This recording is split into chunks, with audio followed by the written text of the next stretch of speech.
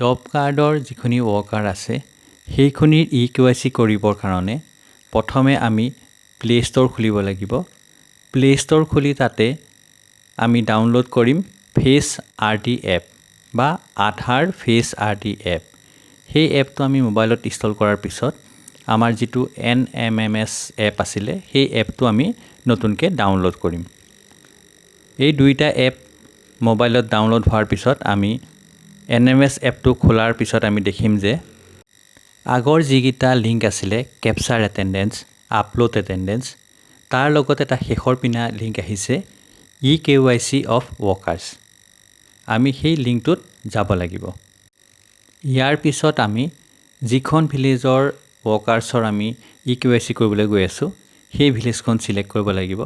তাৰপিছত আমি job card নম্বৰটো ছিলেক্ট কৰিব লাগিব। উদাহৰণস্বৰূপে আমি ইয়াত 1322 নম্বৰৰ জব কাৰ্ডখন ছিলেক্ট কৰিলোঁ। ছিলেক্ট কৰি আমি চাৰ্চ ৱৰ্কাৰত যেতিয়া আমি ক্লিক কৰিম তেতিয়া তাত আমি দুজন মানুহৰ নাম দেখিলোঁ আৰু এজনৰ নামৰ এগেইনষ্টে গ্ৰীণ টিক হৈ আছে। ইয়াৰ পৰা আমি গম পালোঁ যে তেওঁৰ অলৰেডি EKYC আপডেট হৈ আছে আৰু যিজনৰ হোৱাইট কালাৰ হৈ আছে তেওঁকহে আমি EKYC কৰিব পাৰিম। গতিকে আমি প্ৰথমজন হোৱাইট হৈ আছে তেওঁক আমি ক্লিক কৰিলোঁ। সেই নামটো ক্লিক কৰাৰ লগে লগে আমাৰ মোবাইল কেমেৰাটো অন হ'ল আৰু অন হওঁতে আপোনালোকে দেখিছে যে চাৰ্কুলটো ৰেড হৈ আছে। যেতিয়া চাৰ্কুলটো গ্ৰীণ কালাৰ হ'ব তেতিয়া আমি ৱৰ্কাৰ বা জব কাৰ্ড হোল্ডাৰজনক ক'ব লাগিব চকুটো টিপিয়াবলৈ বা মুদি দিবৰ কাৰণে, খোলা বন্ধ কৰিবৰ কাৰণে চকুটো। যেতিয়া এইটো আমাৰ ছাকচেছফুলি ছেভ হ'ব তেতিয়া আকৌ এবাৰ কেমেৰাটো ৰেড হৈ পেলাই যেতিয়া গ্ৰীণ হ'ব ছেকেণ্ড টাইমৰ কাৰণে তেওঁ আকৌ চকুটো খোলা বা বন্ধ কৰি দিলে সেইটো ফটো ছেভ হৈ যাব।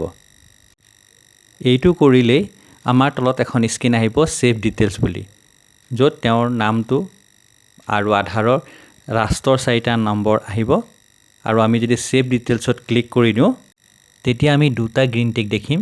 এটা থাকিব ষ্ট'ৰিং EKYC ডিটেইলছ আৰু এটা ইছুইং EKYC ID আৰু তাৰ তলত যিটো ক্ল'জ বটম আহিব, ক্ল'জ বটমত ক্লিক কৰিলে এই জব কাৰ্ড বা ৱৰ্কাৰজনৰ EKYC কৰাৰ কামটো হৈ যাব। এতিয়া আপোনালোকে দেখিলে যে আমাৰ দুইজন ৱৰ্কাৰে EKYC হৈ গ'ল। তলৰটো আগতেই হৈ আছিলে আৰু 1 নম্বৰটো আমি এতিয়া কৰিলোঁ। গতিকে এই জব কাৰ্ড হোল্ডাৰৰ দুইজন ৱৰ্কাৰেৰে EKYC কৰা কাম সম্পূৰ্ণ হ'ল। EKYC ৰিপৰ্টটো চাবৰ কাৰণে আমি MIS ৰিপৰ্টত যাব লাগিব আৰু তাৰে R1ৰ বেনিফিচিয়াৰী ডিটেইলছৰ যিটো 9 নম্বৰত আছে 1.9 আধাৰ অথেণ্টিকেশ্যন ষ্টেটাছ ৰিপৰ্ট তাত সোমাব লাগিব।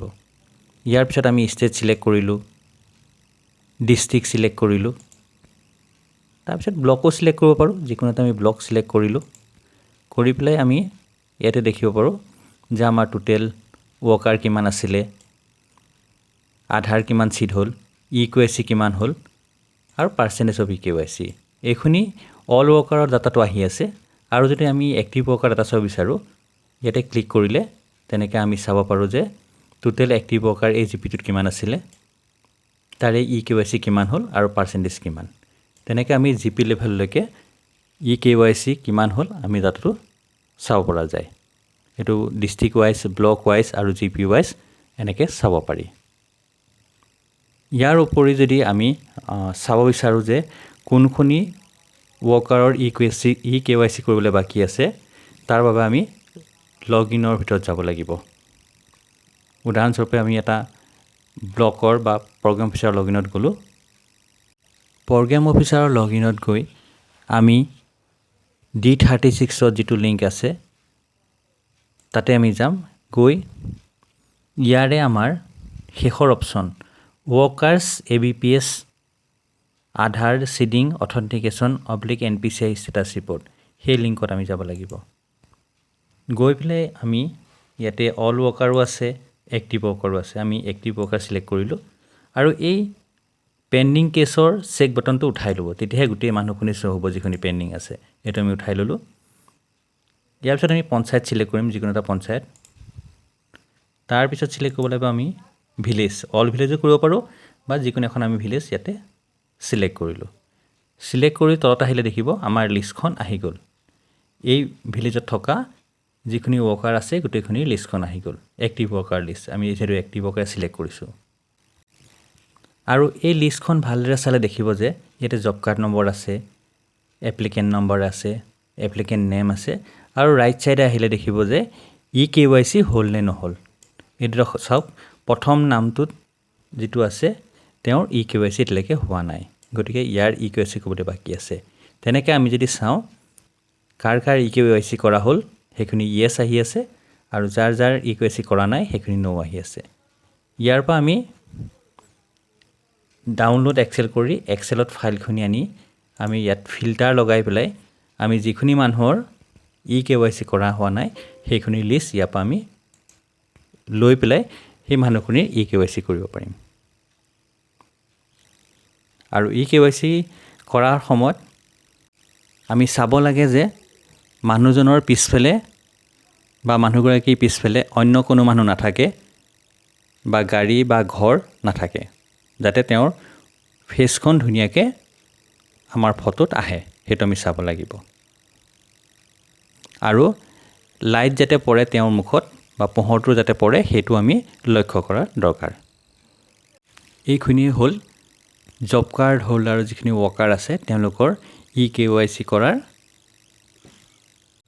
পদ্ধতি। আৰু EKYCখিনি আমাৰ ৱৰ্কছাইট ছুপাৰভাইজাৰ, GRS বা যিকোনো পঞ্চায়তৰ মানুহে যোনে NNMS এপটো চলায় তেওঁলোকে EKYCখিনি কৰিব পাৰিব। ধন্যবাদ।